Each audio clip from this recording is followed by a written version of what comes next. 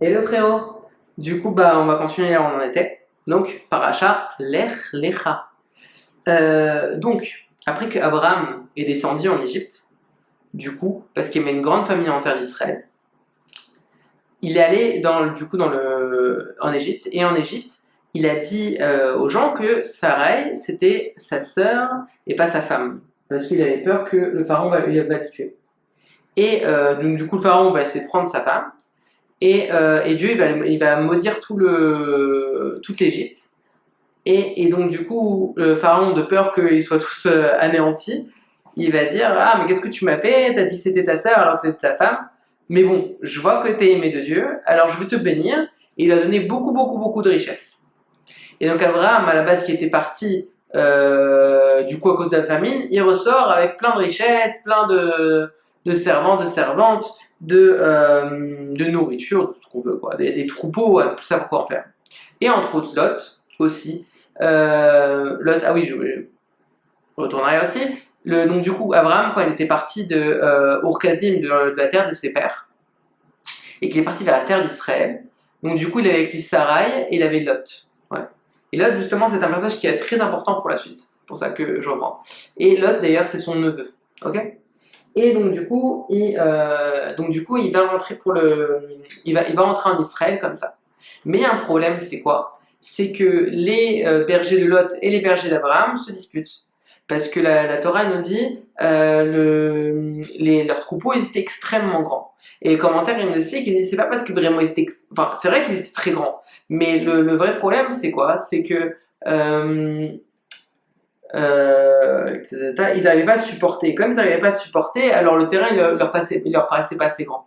Et donc du coup, Abraham il a dit bon, écoute, au lieu d'essayer de cohabiter ensemble, parce que je vois que ça marche pas ensemble, que ça, qu'en plus de ça, Dieu il avait fait la promesse à Abraham comme quoi lui et sa postérité, sa descendance, ils vont hériter la terre d'Israël. Et Lot et ses petits bergers, ils avaient dit ah, mais puisqu'Abraham il a pas de descendance et que quand même il se fait vieux maintenant.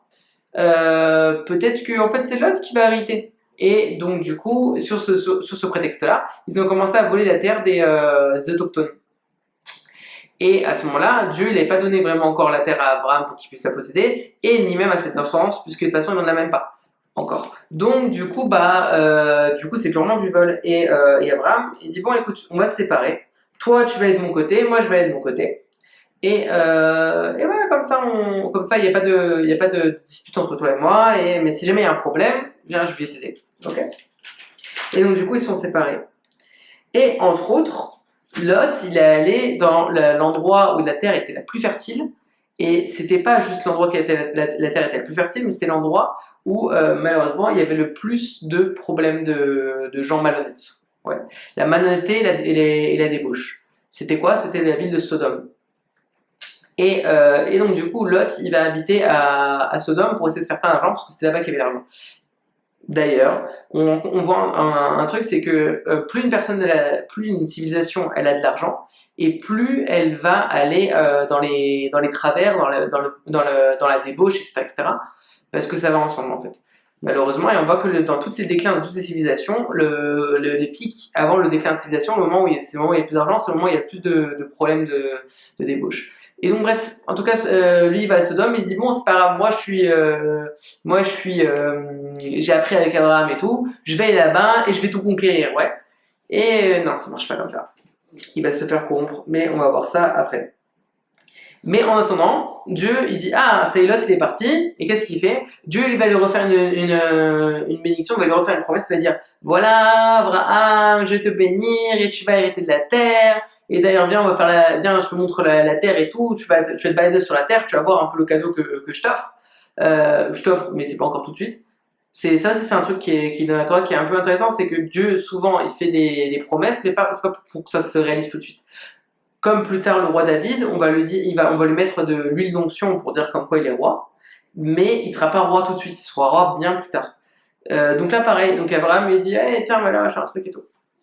Et voilà la terre d'Israël et tout ça. Et pourquoi il a attendu que Lot y parte?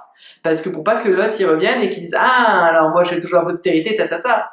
Donc non. Donc Dieu en même temps il lui montre comme quoi effectivement c'était pas C'était pas Lot qui doit hériter de la terre d'Israël, c'est pas Lot qui doit hériter d'Abraham. Et plus que ça, il y a écrit comme ça que Lot, il se sépara d'Abraham, et donc quoi? Et donc en se séparant d'Abraham, il va faire aussi une conséquence assez importante. C'est quoi? C'est que les civilisations qui vont descendre de Lot ne pourront pas se convertir. Ça veut dire qu'il y aura deux civilisations qui vont descendre de Lot. Il y en a une, il y aura que les filles qui pourront se convertir et pas les hommes, et l'autre, ça sera complètement.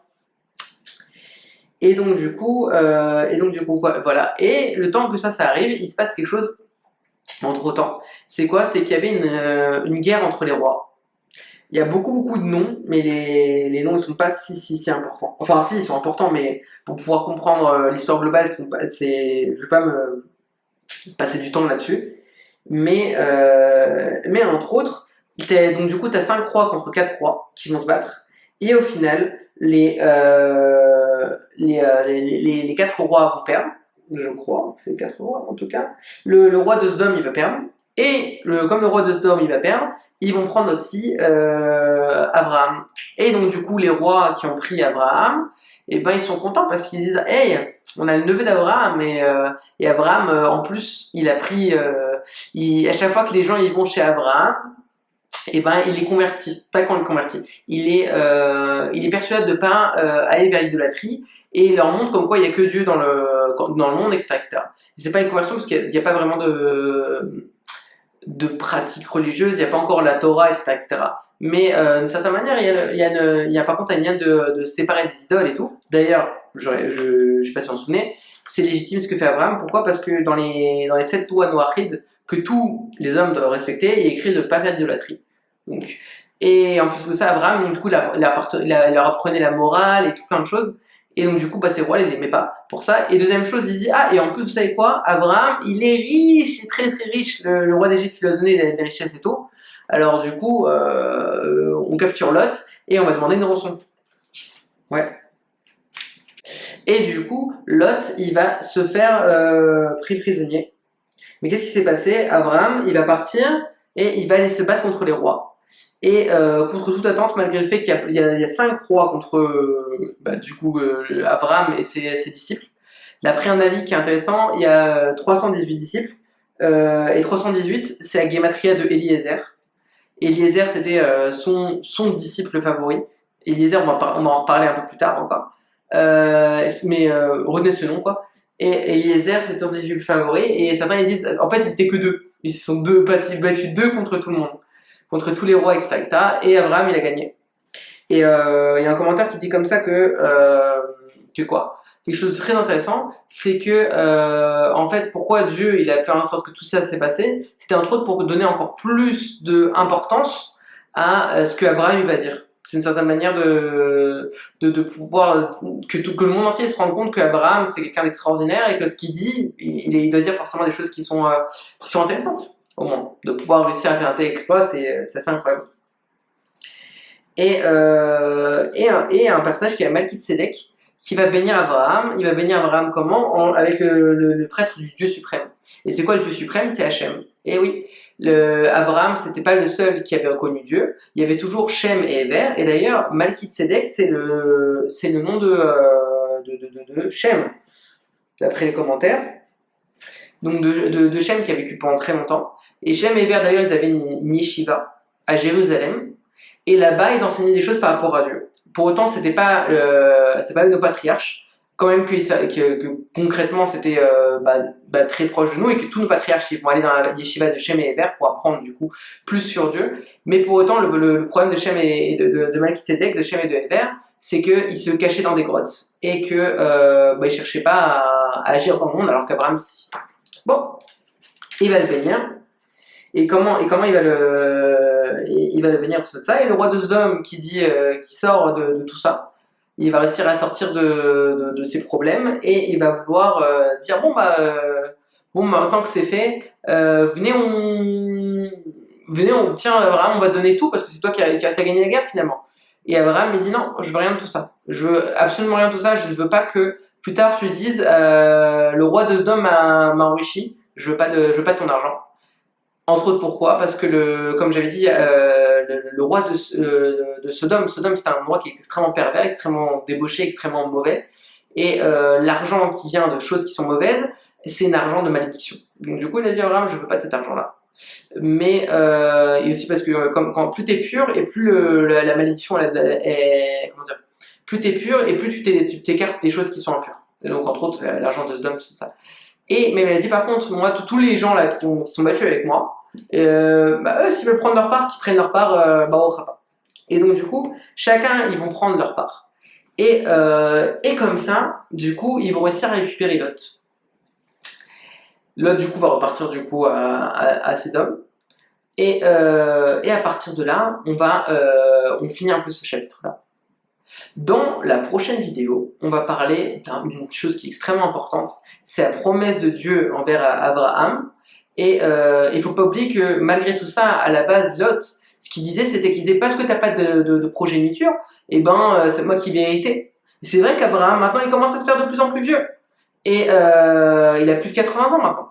Et donc quoi, après 80 ans, on espérait avoir un enfant. Le monde est devenu de plus en plus normal. Et donc du coup, quand même que tu avais les gens qui ont vécu avant le déluge, ils étaient encore très très vieux, genre Shem, Eber, tout ça. Abraham, tout ça, ça commence à devenir de plus en plus normal. Donc du coup, c'est quoi avoir un enfant à cet âge-là, c'est pas possible.